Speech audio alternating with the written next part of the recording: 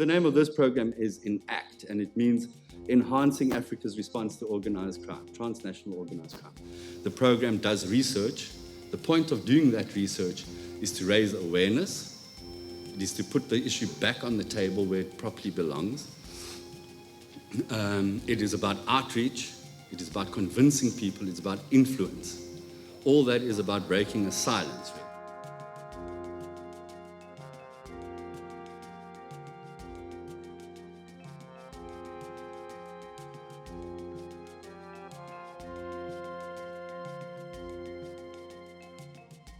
It has become something of an established practice to say organised crime now affects the environment, the political economy of the conflict, health, education, development, etc., etc. But we don't really always understand the nature of that impact. And we struggle, I think, across the continent to measure that impact and to bring it to the attention of policymakers. Before the official launch of the project, ENACT brought 65 global experts in the areas of observing, analysing and measuring organised crime and illicit markets.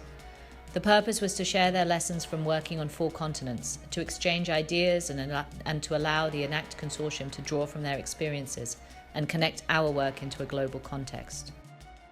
What I'm saying here is that what has become global has its origins in localized environments. This then reminds us that as we look for global solutions and interventions, the different local circumstances must also be taken into account. One of the greatest challenges in responding effectively to organised crime, particularly within the African context, is a lack of data and a lack of understanding of the scope and scale of the problem. While the global numbers proposed are vast, their ranges are broad, and we don't know what proportion relates to the African continent and how that impacts African states and their economies.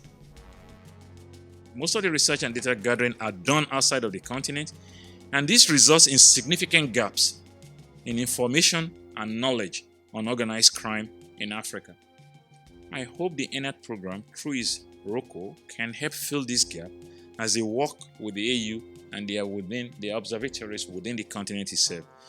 Therefore, we must both invest in data collection. When I say both, I'm talking of the ENACT as well as, the observatories as well as the AU, in data collection, mutually reinforcing each other in order to drive evidence-based policies. So the project aims, I think, to build a set of observatories, to measure organized crime and its impact, to lobby and push governments and development agencies and others to respond more effectively to the challenges of illicit governance and illicit markets.